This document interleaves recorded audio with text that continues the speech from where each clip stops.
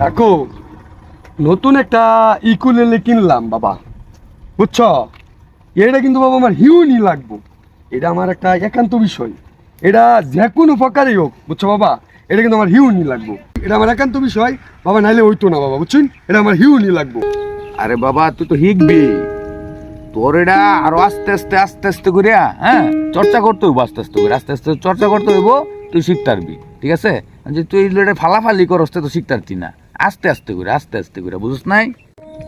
কি যে করি, এটা কেমনে যে কি করলাম আমি? আরে পাগল, সাধন, সবকিছুই সাধন, সাধন ছাড়া তো ভজন হয় না পাগলা। তুই এত উচ্চ গতির মেজাজ লয়ে তুই উকুলেলে বাজানি শিখতে পারবি না।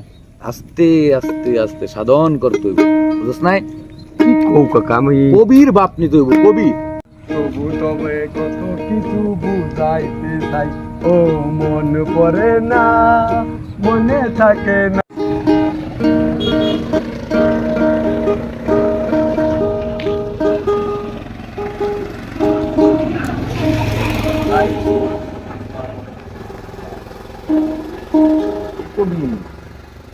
আমি সুহেল, উত্তরপাড়ায় আমার বাড়ি।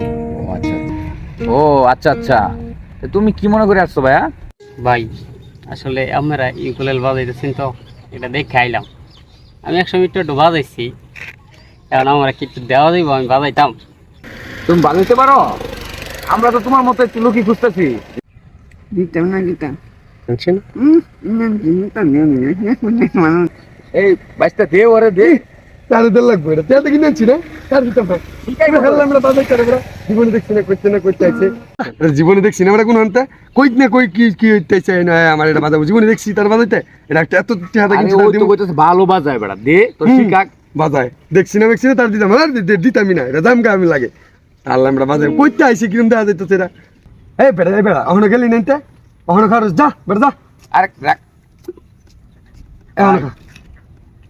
জায়গা ভাই, সরি। আরে দাঁড়াও, তুমি দাঁড়াও, আমি বুঝতেছি, দাঁড়াও ডিস্টার্ব করছি, সরি ভাই, সরি। এই বেড়া তুই এখনো গেছে এই তুই দে দে এটা দে, আমি বুঝাইতেছি। এটা দে আমার। এটা তুই এটা দে, এটা তো আমি ওরতে বাজাই মুই বেড়া, দে তোর এই বেড়া। কিছু হলে আমি কিনে দিমু বেড়া, দে তুই বেড়া বুঝছস, ওরতে দেখ দেখ আমি কেমন বাজাই, দে। ও বেড়া এটা পরে, আরে তোর এটা কিছু হলে আমি কিনে দিমু বেড়া, দে। আরে বাবা যদি সিরা তাহলে তুই কিন্তু তুই কিনে দিবি, কই দিলাম তোর খালি কই দিলাম, খেত মেটা বাজাইবি।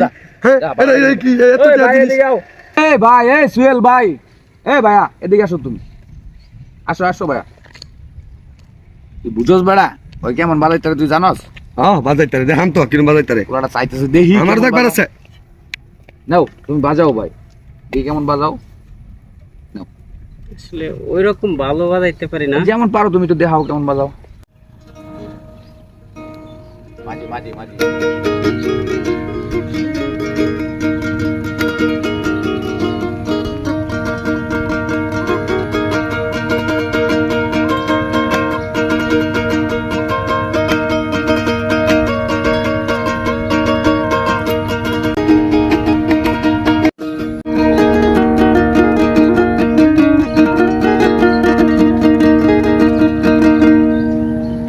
ভাই আপনাদেরকে অসংখ্য ধন্যবাদ ভাই, এটা নেন।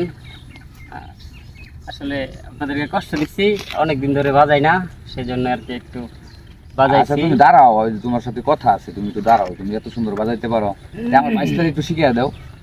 আসলে ভাই আমি দুঃখিত, আমি কাউরে শিখাই না, আসলে একটু মন চাইছিল, তাই আপনাদের কাছে আইছি, একটু বাজাইলাম, আমাকে ক্ষমা করবেন। হ্যাঁ আচ্ছা আচ্ছা, দেখছস বেড়া, হ্যাঁ পোলাটা কত সুন্দর বাজায়, তুই যে ওর সাথে দুর্ব্যবহারটা করলি, হ্যাঁ আসলে বাহিরের রং দেখে ভিতরে বোঝা যায় না, বুঝছস বাইসটা? আগে নরম হইতে হবে। ওই দেখ তোর কাছে উকিলেলে আছে আর ওর কাছে উকিলেলে নাই, তা ওই কত সুন্দর বাজায়, তোর আশা ছিল বাজাইতে, তোর কাছে আসছে, তুই দুর্ব্যবহার না করলে হয়তো তোর শিখাইতো।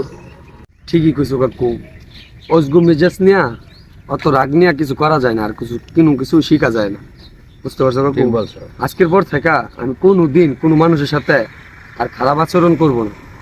কাউকে বিচার করার আগে অন্তত তার গল্পটা একবার শুনে নেওয়া উচিত, কারণ সত্যি কথা অনেক সময় বাইরে থেকে যায়, দেখা যায় না। যে মানুষকে চিনি না তার সম্পর্কে কথা বলা মানেই নিজের অজ্ঞতাকে সবার সামনে প্রকাশ করা।